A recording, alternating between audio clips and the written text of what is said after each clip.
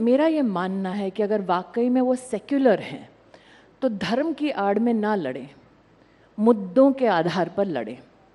स्पष्ट रूप से पूरे राष्ट्र ने उनको सुना जब उन्होंने कहा कि शक्ति जिसका हिंदू धर्म में उल्लेख है वो उससे लड़ना चाहते हैं। तो मैं तो एक हिंदू के नाते इतना ही कहना चाहती हूँ कि आज तक जिसने मेरे धर्म को, मेरे आराध्य को ललकारा है, उसका क्या हश्र हुआ है। कोई रामायण, गीता, महाभारत पढ़ ले, उसको इस बात का अंदाज़ा हो जाएगा। लेकिन अगर कोई हमसे ये कहे कि हम उनके शब्दों को समझ नहीं पाए और शायद उनका उल्लेख जो था वो राजनीति के कॉन्टेक्स्ट में था, धर्म के कॉन्टेक्स्ट में नहीं, तो मैं जानना चाहती हूँ किस शक्ति से लड़ना चाहते हैं। प्रधानमंत्री मोदी ने इस देश में 4 शक्तियों का विशेष उल्लेख किया। एक नारी शक्ति, दूसरा युवा शक्ति, तीसरा कृषि की शक्ति और चौथा वो गरीब जो अब उत्थान की ओर बढ़ रहा है। तो इन चारों में से किस शक्ति से राहुल गांधी लड़ना चाहते हैं? ये वो शक्ति की बात कर रहे हैं जो ईडी को कंट्रोल करती है, ईवीएम को कंट्रोल करती है। देखिए, पुरानी एक हिंदी में कहावत है, चोर की दाढ़ी में तिनका। अब जिसकी दाढ़ी ही तिनकों से भरी हो उसको थानेदार में भी चोर नजर आता है, लेकिन जिसने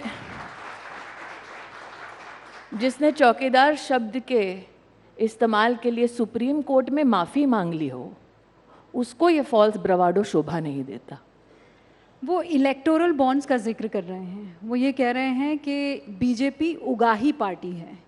सीबीआई, अमित शाह जी ने एक स्पष्ट रूप से, रुबिका जी, कहा है सार्वजनिक मंच पर कि 303 सांसदों की पार्टी को इलेक्टोरल बॉन्ड्स के माध्यम से ट्रांसपेरेंटली बैंकिंग सिस्टम के माध्यम से 6000 करोड़ का बॉन्ड मिला, लेकिन जिनकी ताकत 200 की भी नहीं है स्पष्ट रूप से, उनको 14,000 करोड़ रुपया मिला।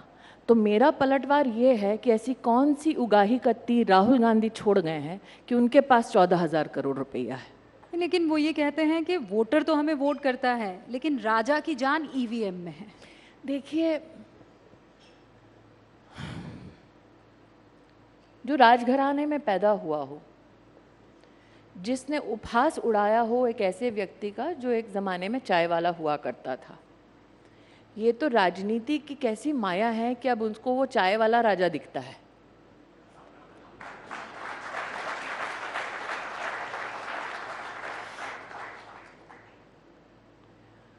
अब जितना मैंने राहुल गांधी को सार्वजनिक रूप से सुना है, कई चीज़ों में उन्होंने क्लैरिफिकेशन दी है। मैं एक क्लैरिफिकेशन मात्र मांगती हूँ। इलेक्शन कमीशन ऑफ इंडिया ने बार बार घोषणा की सार्वजनिक कि आइए टेस्ट कीजिए। क्या एक बार राहुल गांधी गए?